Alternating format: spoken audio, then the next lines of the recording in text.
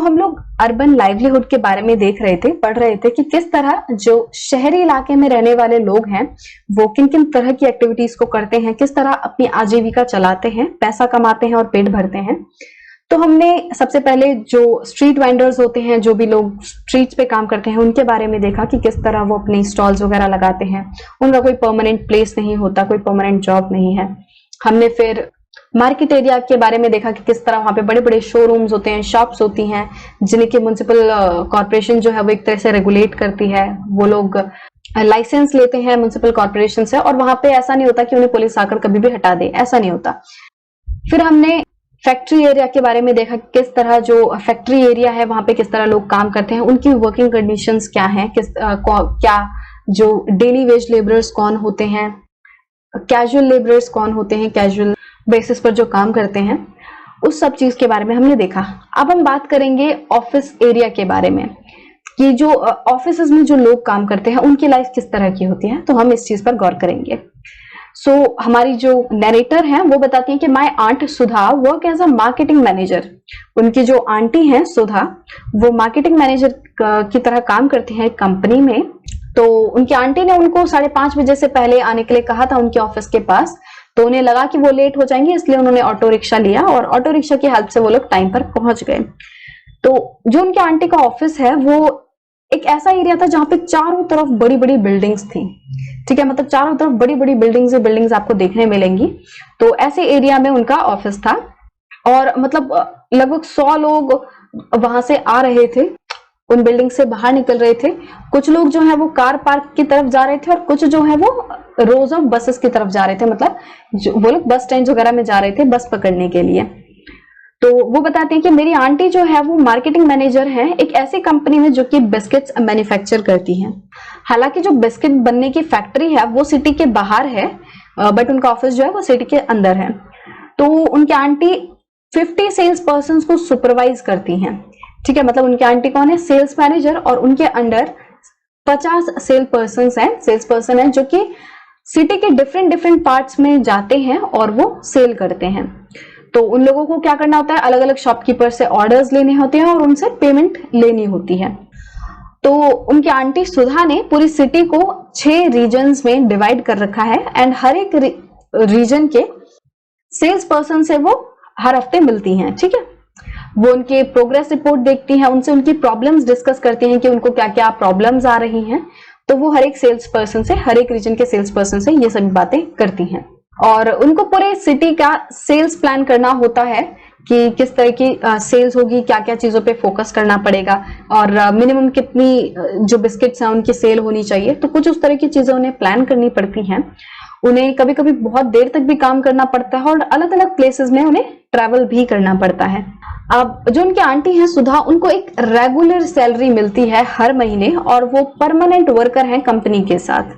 मतलब कि जैसे हमने निर्मला के केस में देखा, जो डेली वेज लेबरर्स थे उनके केस में देखा, या फिर हमने बच्चू मांझी की कहानी पढ़ी, तो उनकी तरह जो सुधा थी वो नहीं थी। सुधा की जो है वो परमानेंट जॉब थी, उनको हर महीने पैसा मिलता था, and she can expect her job to continue for a long period of time. कि सुधा जो है वो एक्सपेक्ट कर सकती थी कि उनकी जो जॉब है वो काफी टाइम तक चलने वाली है, और क्योंकि वो परमानेंट वर्कर थी कंपनी के साथ, तो उनको दूसरे बेनिफिट्स भी मिलते थे।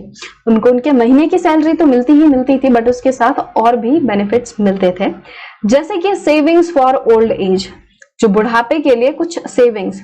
तो उनकी सैलरी का कुछ पार्ट जो है वो गवर्नमेंट के एक फंड में जमा कर दिया जाता था, जिसपे उनको इंटरेस्ट भी मिलता है, और जब वो रिटायर होंगी तो वो मनी उनको पूरा मिल जाएगा वापस, और जिसपे वो अपनी आगे की लाइफ चला सकती हैं। हॉलीडेज की बात करें तो उनको संडेज एंड नेशनल हॉलीडेज मिलते हैं, उनका दिन ऑफ रहता है। उन्हें ऐसा नहीं होता कि डेली काम कर रहे हैं तभी पैसा मिलेगा, नहीं, वो संडेज को ऑफ रहता है उनका दिन, और नेशनल हॉलीडेज पे भी उनको छुट्टी मिल जाती है। और उसके बाद उन्हें कुछ दिन जो है वो एनुअल लीव की तरह भी मिलते हैं, मतलब साल में कुछ दिन की उन्हें नॉर्मल छुट्टी मिलती है ऐसे ही।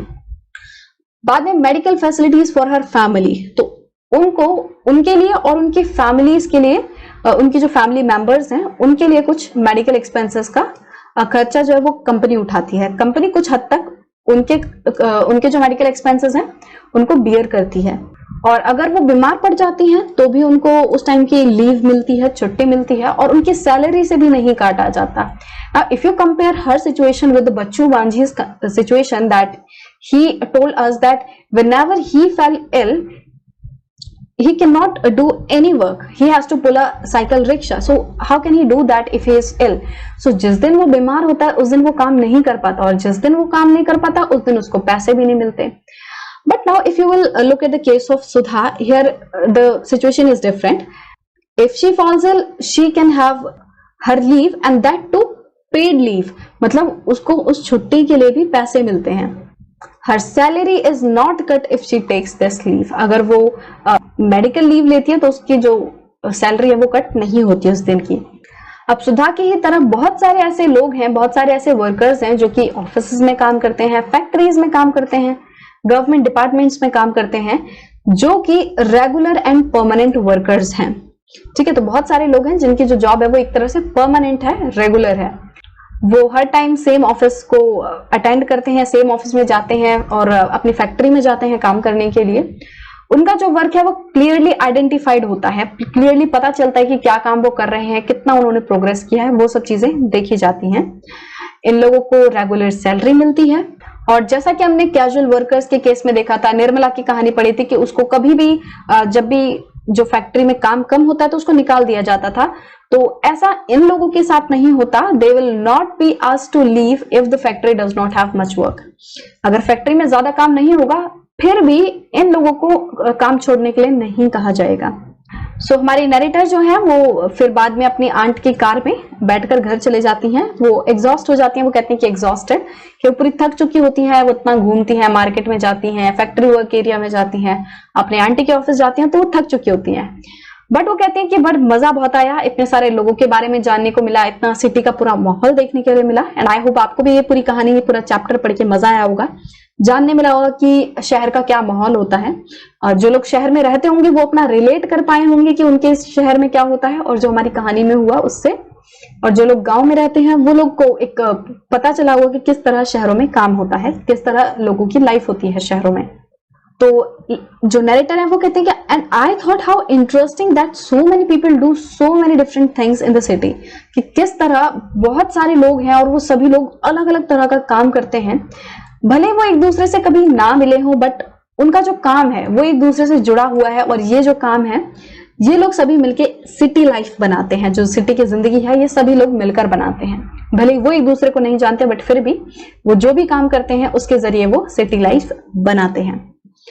So with this we come to the end of our chapter number 9, that is the last chapter of class 6 civics. I hope you like this video and if you do then please give it a thumbs up.